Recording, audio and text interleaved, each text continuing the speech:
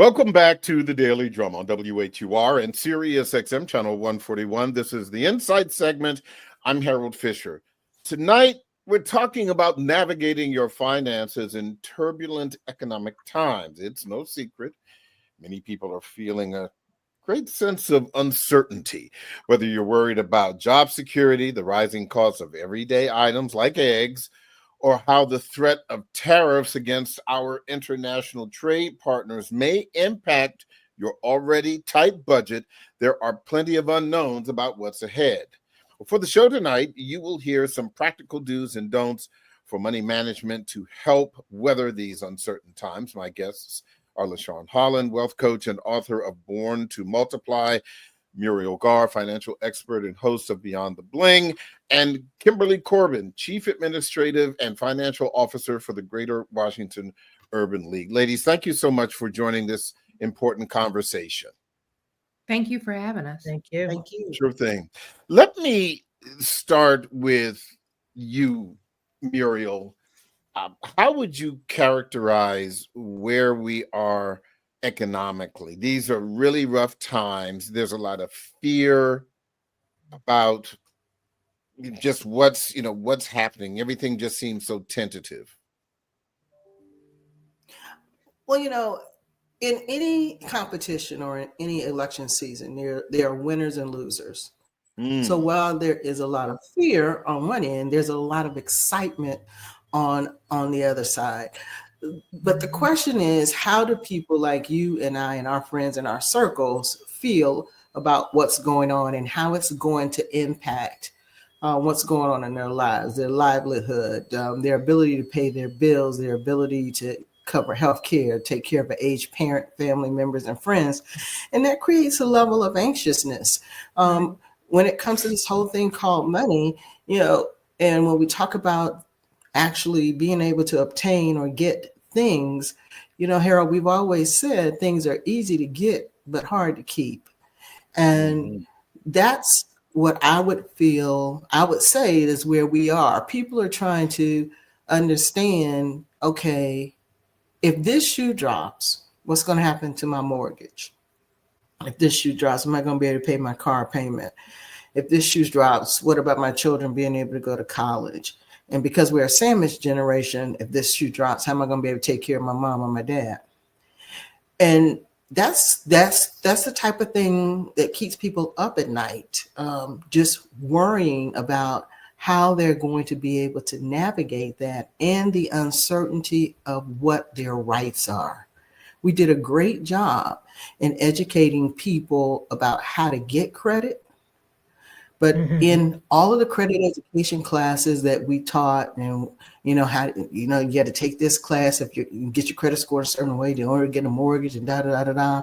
And we may have tried to tell people it's important that you read the documents associated with it, but really making sure that they understood the acceleration clause, for example, in their mortgage agreement, really making sure that they understood the importance of the covenants in their loan agreements for their small business and what happens if you don't actually adhere to those covenants.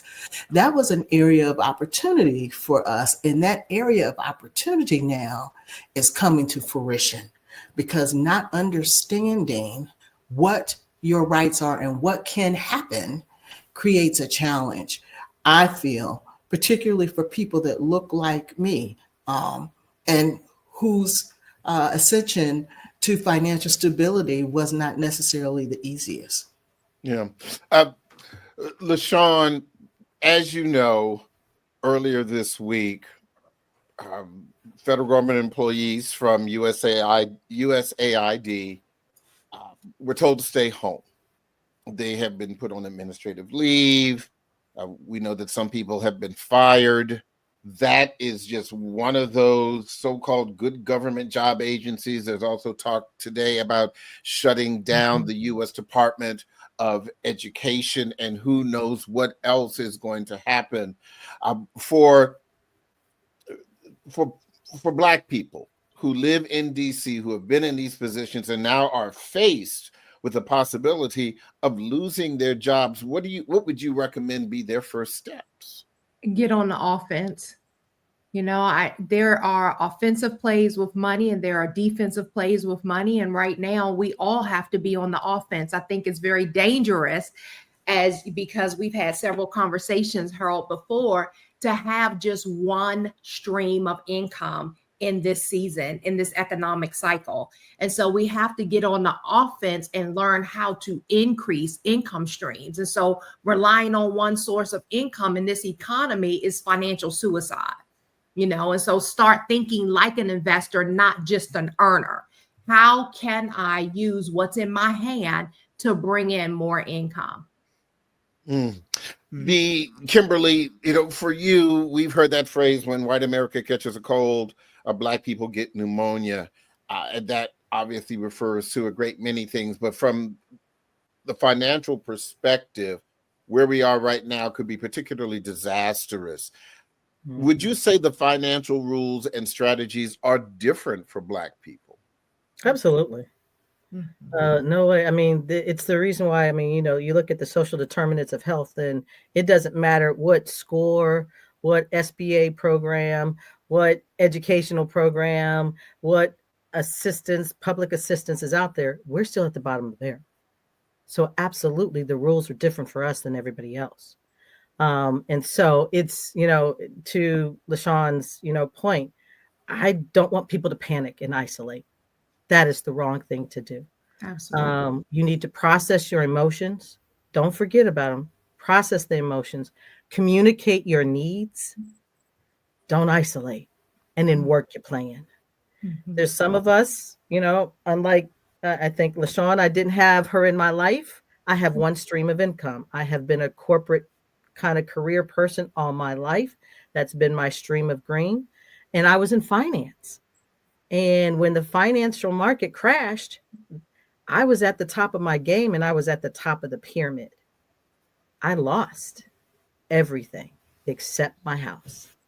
So the one thing that I learned is that trying to navigate poverty, right, when you haven't done it before, or even when you have done it before, it changes. Every single time they crash the market, it is a different situation. Absolutely. And it is very different for us. We don't get the support. We don't get the family. We don't have the 4 or 5 generations of money sitting around. So most of us do not, right?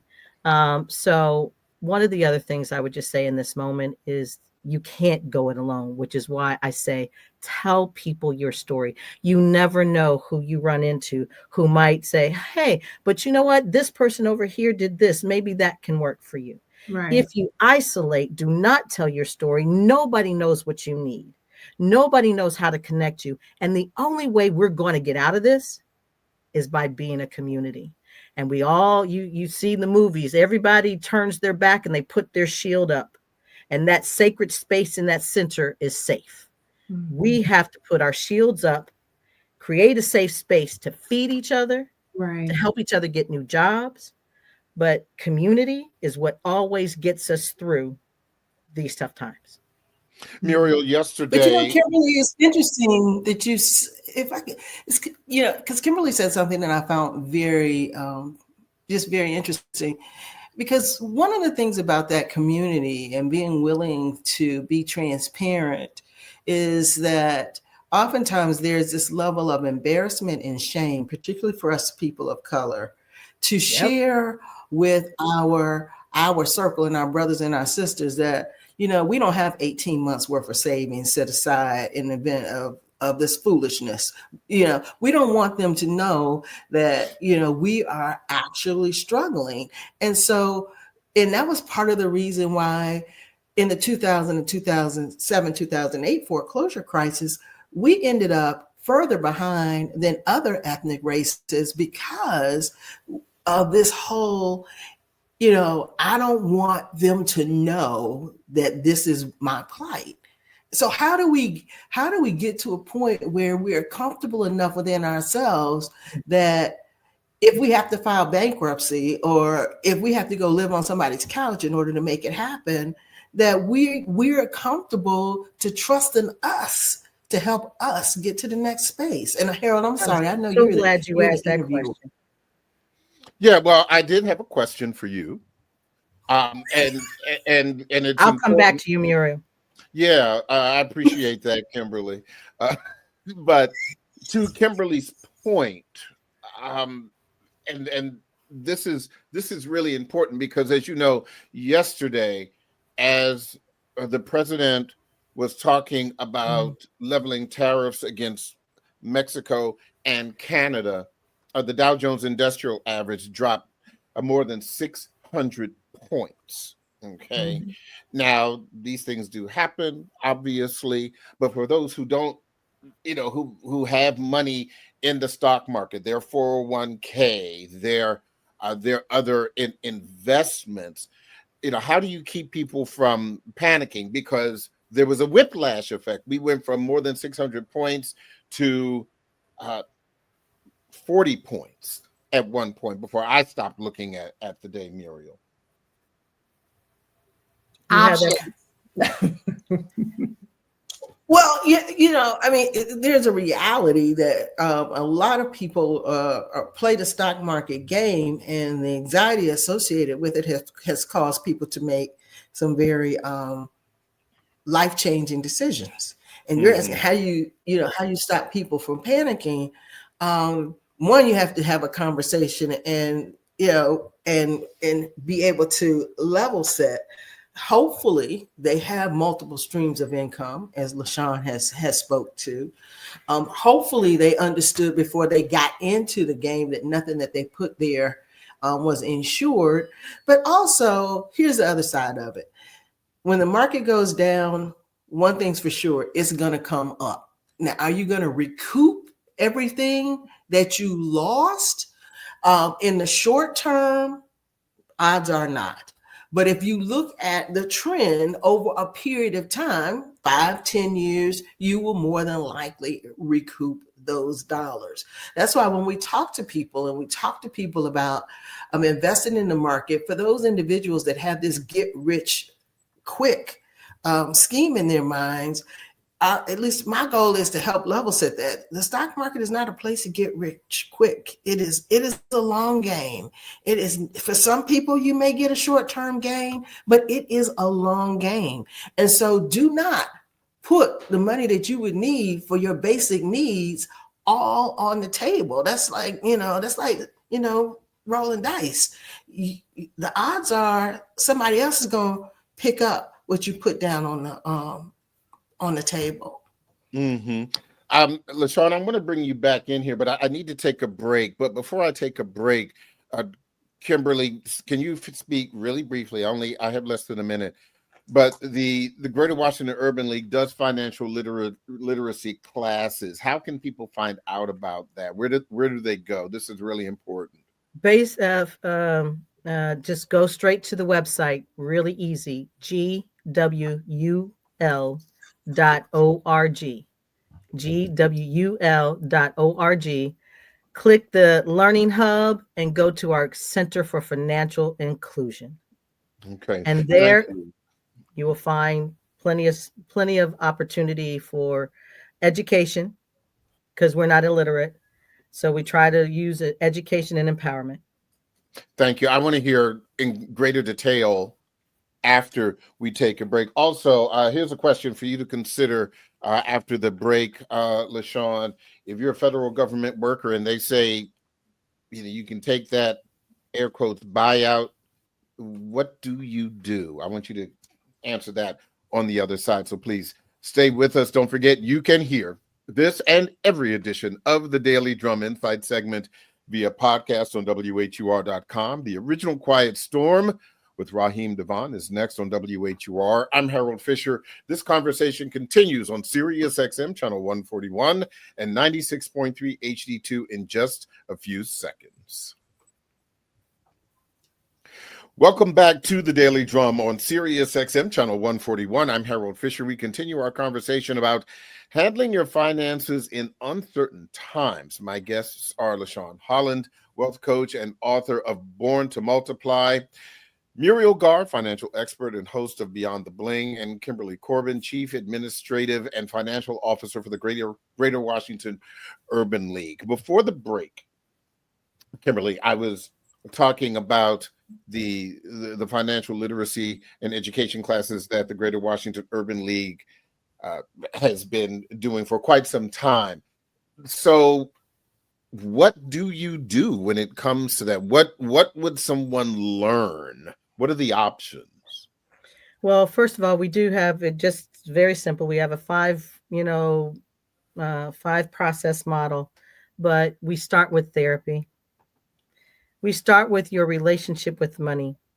How you spend your money is very tied to your emotions. And if you're not in tune with why you spend, you can't come up with a financial freedom plan. So our first thing is to engage folks in financial therapy. Then we push them through some upskilling, if you will, and looking at and coming up with what we call our financial liberation plan. We don't like the word budget necessarily. It's a financial liberation plan where we have them name every dollar they spend so that they can see, oh, I spend this amount of money, and tie that to an emotion. I spend this amount of money, tie that to a lived experience. I spend this amount of money, tie that to my previous role model or the role model that showed me how to manage money. And when you unlock that connection, they become the stewards of their behavior, in a cognizant way. So then we put them through an intense empowerment lab that actually helps them apply the skills to their working their financial freedom plan, right? So it's a process. And in all that, we have coaches and we have therapists guiding you along the way. We don't just give you the book and say, try to figure it out on yourselves, right? We are very intent in being there with you. We have to have our people shed the trauma that created the shame, right? Okay. Then we have them understand the behavior behind their spending. Then they do coaching, then they do labs and apply the learning. How long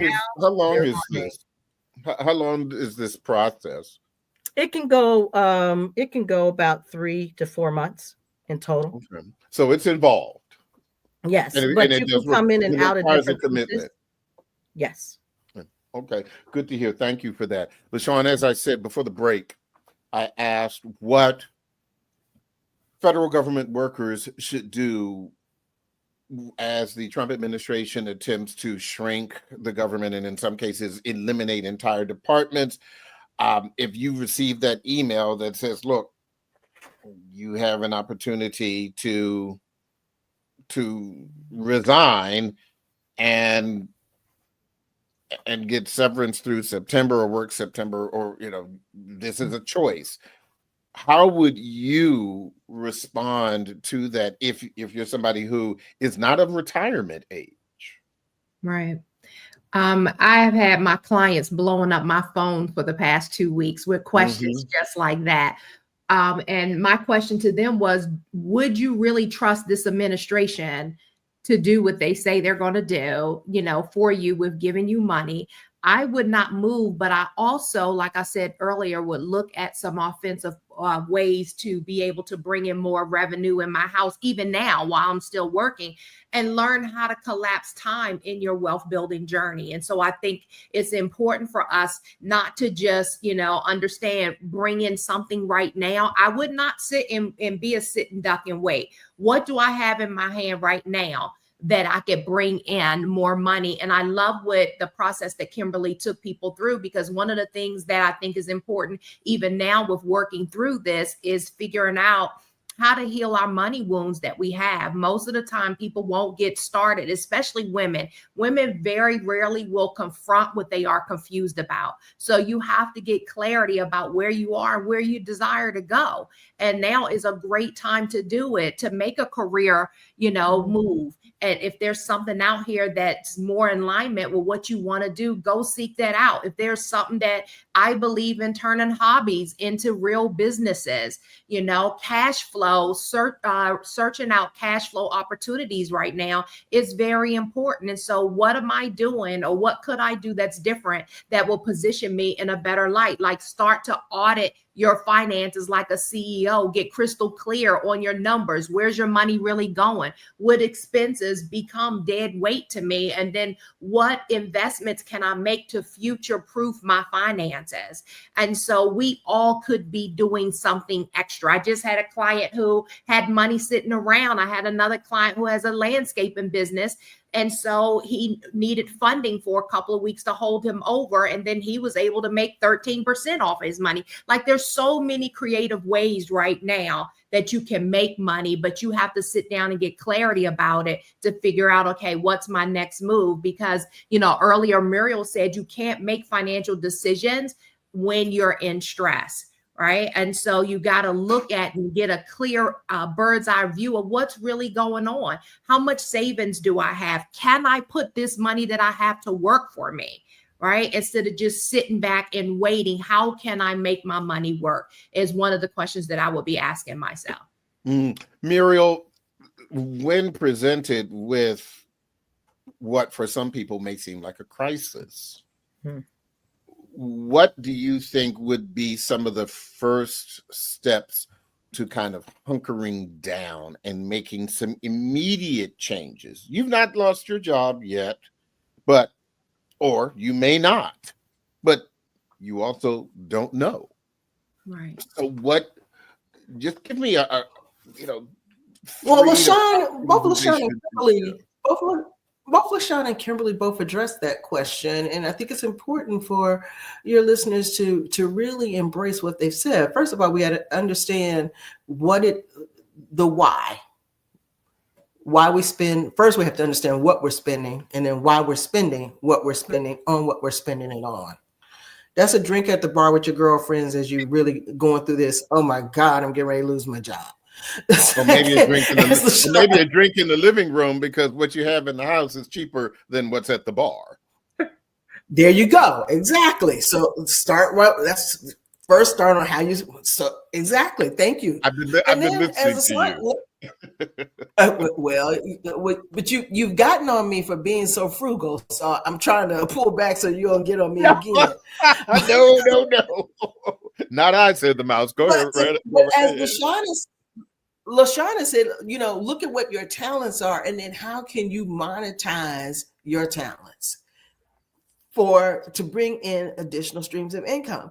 And then the other thing is, and looking at the abundance of things that we have, are there some things that can we downsize in order to decrease our liabilities? Right. And bring in some additional revenue. But as Kimberly said, I like the thing she's like, we start with financial therapy. But if you are so tied to the things that the things give you a sense of significance, you will go, that boat will sink with you and the things, because you refused to let the things go in order for you to rise up and float off the water. Here's my question to that point. Even if you are in a stable financial situation and you have decided, and let's say you started the process of buying a home, should you, because of the current political, economic, social situation, should you stop now?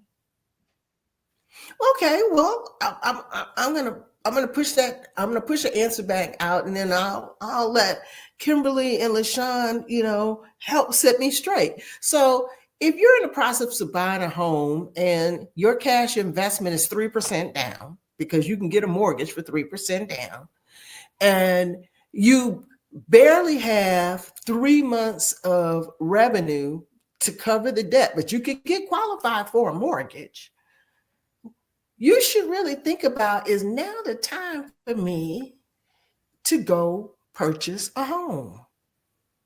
If you got 20% that you could put down, and you do have 3 months worth of living expenses set aside, but your overall plan includes some other things, and in those 3 months, something else could happen.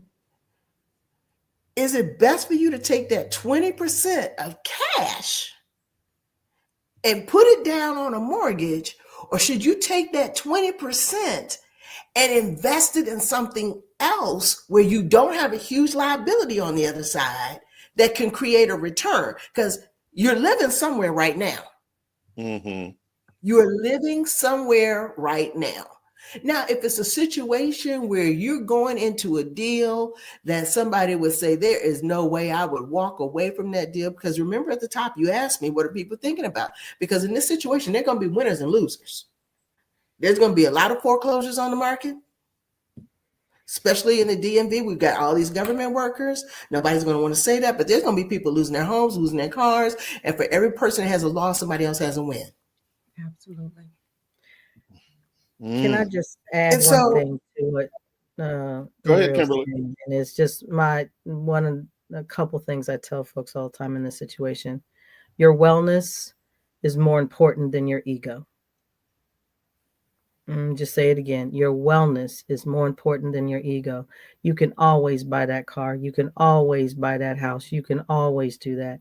My second thing, and this is your first move should be to create your cash conservation plan.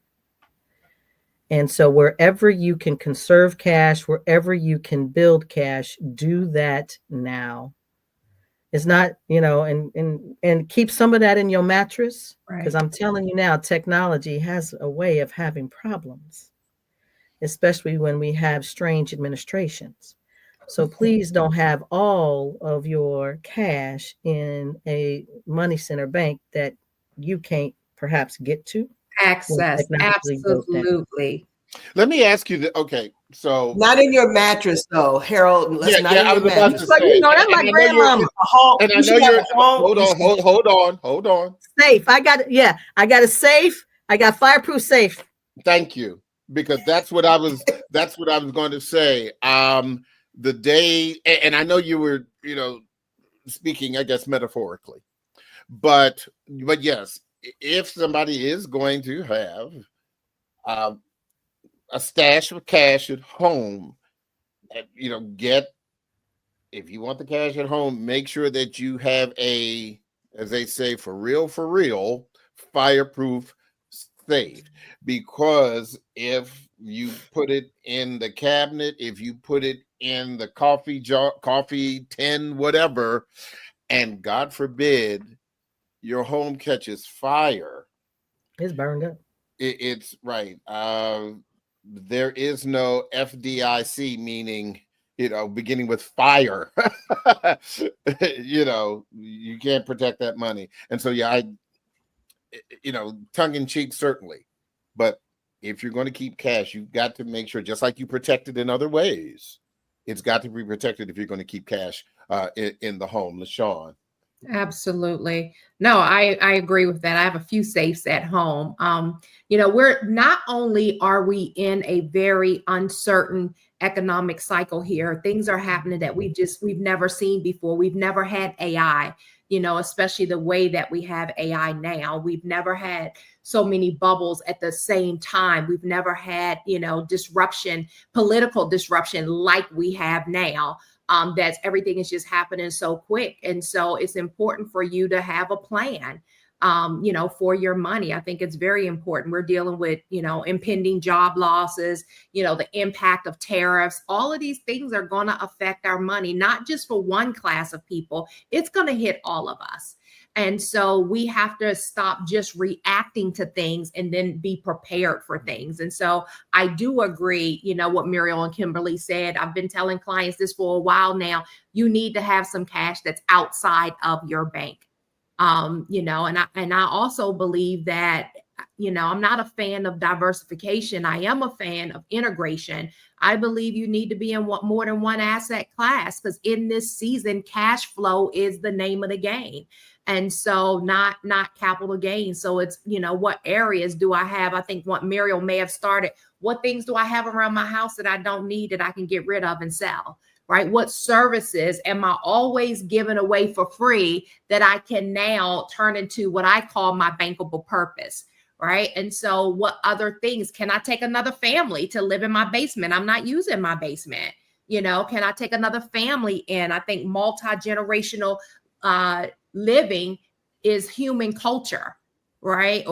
We just don't do it a lot in this country because everybody wants to be independent. But when you look at the strength of other nationalities and how they do multi-generational living, it helps everyone save in uncertain times like this. Right. And so these are things that we can all be thinking about doing. It doesn't take a master's degree, in astrology or something for you to be able to do this. These are things, hey, look at where we are now. How can we get ahead and how can we, sustain ourselves during these times? So it's pulling together. It's community. Kimberly said it earlier. It's very important in this season.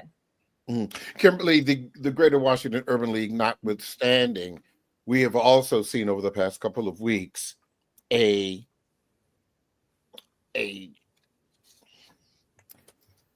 how community support can be eroded by the swipe of a pen.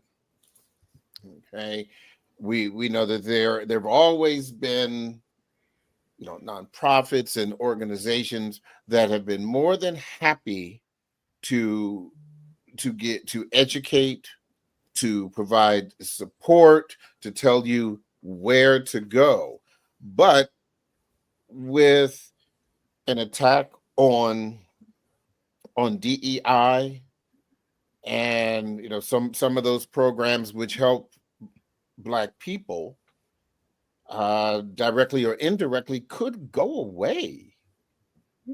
And so, what do you do when you don't have the community support? If that stuff goes away, my goodness, what do you do? The philanthropic world is made up of high net worth individuals and family foundations that are not affected by Trump. They have their own money. So just as we have to have multiple streams of green individually, the nonprofits have to have multiple streams of funding. Right. And yes, the government funding is the largest and biggest, and it can be, that which allows you to grow and do more things. But in the time of shrinkage, there are still high net worth individuals. There are still people who have funding, and there is still a community that can pass the plate. And so what we nonprofits have to do, somebody said it in one of my other panels, and they said, I wish collaborators would start collaborating. Well, that's what's happening, right? We've got a think tank over here. We got a do tank over here. We got another research tank over here. Well, we need to combine and start doing things and conserving cash, helping each other conserve cash by using each other and stop having the same administrative costs. Why do we all have to have our own finance team? Why do we all have to have our own marketing team? Why can't we co-op the back office, right? You can What does that mean? What does that mean? So that means that you build a hub of an organization that's got finance that's got the finance, that's got HR, that's got marketing, that's got IT, and you share those resources. You create an MOU, you create a hub organization, you create an MOU. We're all gonna, use the same vendors, and we're going to not have different contracts. 4 different marketing contracts, 4 different IT contracts. We don't have to have that. We can conserve cash by sharing back office, right? But again, we can also share the winnings by going together for larger grants. Us by ourselves, I can go for, $10, $20 million grant. Us with a lot of other people can go for $100 million grant, right? Mm-hmm. So there are things that we can do, but one thing we're not going to do, because we've been around here, Greater Washington Urban has been here 85 years. We've been through recessions. We've been through changes of presidents. We've been through a lot. We're still here, and we know how to survive, and we know how to get through to recovery. And it always is going to have how well we bring community together is how well we survive this moment. Absolutely. Muriel, for those people who are invested in the stock market, even outside of retirement accounts, what advice would you give to them to protect their investments? They need to make sure that they're working with a certified financial planner, and that individual, not only do they know them, but they know each other. And hopefully there's a relationship where, as all of this uncertainty has been happening in the market, that financial planner has picked up the phone and called them. They have not had to call that financial planner. And that financial planner has said, let's sit down and talk. I understand what your 3, 5, 10-year plan is. I understand what your cash position looks like. I understand what you're looking at in your investment portfolio. I understand what's going on with your job. I know that you probably have some sleepless nights. Let's schedule some time to sit down and look at overall what's going on and how we could realign your investment strategy so that you can actually weather this storm. Remember, all of us, in my opinion, have PhDs in having a job of some type, whether we're working for someone else or we're working for ourselves. But all of us are not subject matter experts on this thing called money. We just aren't.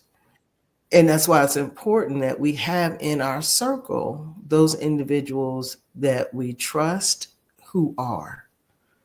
And if you don't have those individuals in your circle, or if you thought you had a circle and your financial planner hasn't found it important to pick up the phone and call you right now, then you might want to evaluate your circle.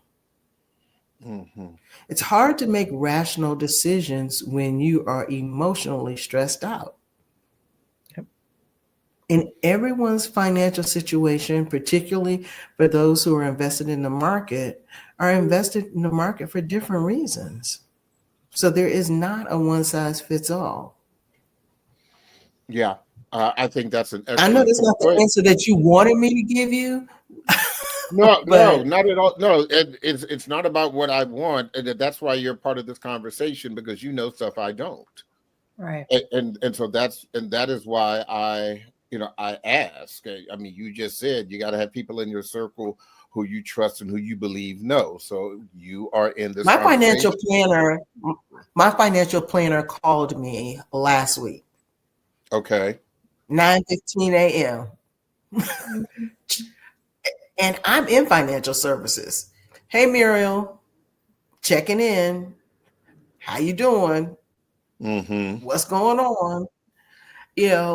And it really made me smile, because I can be a pessimist as it pertains to how the relationships that particularly Black and Brown people have been afforded to have with those who are managing their money in all aspects of their money. Because they want us as clients, because as clients, we generate revenue. But are we getting the same respect back that we need in times like this? Yeah. And that's Yeah. Go right ahead, LaShawn. I want to add to this because I think you know this, Harold, I'm a little bit a different kind of investor. One of the things that we do with our clients is we teach them how to make money no matter what direction the market is going in. I love options. I have investments, that do long-term gains for me, but also I think it's important for you to understand and you to educate yourself, how to make not just the traditional way in the market, but there are other ways that you can put your money to work for you, especially with, alternative investments that are out here now. And so yesterday, yes, the market did take a hit, but for the people who knew how to position themselves in the market, yesterday was a great day for me in the market. So, learning how to put puts in and read charts is important, because if I am a certified financial planner, number one, the first thing is I can only offer you what my company has to sell. right? But if I know how to look at the charts and read the charts myself, I am calling my financial planner as a backup, but not as my primary. If she has 500 clients, she is not going to call all 500 clients. Like, that's just not possible. So I think it's important that we get in the driver's seat of our money and we get educated and learn what are the things that move the needle with my money that can collapse time so I can be smarter, not just cheaper in this season. And so, I think it's important for you to have your money working for you in the market. Yes, there are way more asset classes than just stocks and stock equivalents, and cash equivalents. There are other things too that you can put your money to work for you in the market, but it's your responsibility, not just your certified financial planner's responsibility. It's your responsibility too to respond, on what I should educate. If money is important, and I would say that it touches every area of our life, then you have to create the capacity to learn how to make your money work in a volatile, economic cycle, because that's exactly where we're headed for these next few years. And, you don't just sit back, or at least I'm not going to sit back and just depend on, my financial planner to make decisions or money moves for me. I want my money working for me no matter what the market looks like. Mm-hmm. Kimberly, I've got a minute. I'll let you have a final word about just navigating where we are. So again, Greater Washington Urban League serves over 8,000 families. Most of them are on some level of public assistance. So we're not just concerned about our middle class folks. We are also concerned about those who are of low means at the moment, and what is it going to do for them. So we want them, first and foremost, as we said, I'm going to remind you, do not panic. Our community has been here before, and of all anything, don't isolate. And please communicate. You never know when somebody will hear your story and have a solution for you. And as always, I say, your wellness is more important than your ego. Don't worry about that credit score. If you lose your job, don't worry about the credit score. You can get it back, please. And don't worry about paying interest. Those of us who got a little money and we like, oh, well, I pay off all my bills. I pay no interest. Well, you know what? You might want to conserve cash, and you might want to go down to your minimum payments so that you got more money to pay for the food in the house. Right. So don't be ashamed of paying a little interest, a little high interest if you have to. Again, your credit score, your finances are not who you are. Who you are is a smart, brilliant Black person who can use all of your resources, including your community, to weather this storm and to call on your nonprofit organizations, your civil rights organizations who have been here for decades. We have the coaches. We have the educators. We have the emergency assistance that the district allows us to distribute on their behalf. I tell you, this is not a draconian case. Okay. It may feel like a gut punch, but as some panelists who said, whenever something happens, my motto is bring it. Okay. We can end right there. Muriel Gar, Kimberly Corbin, and LaShawn Harlan. Thank you, ladies, so very, very much. I will be in touch. Thank you. That is the Daily Drum for this Tuesday, February 4th, 2025. I'm Harold Fisher.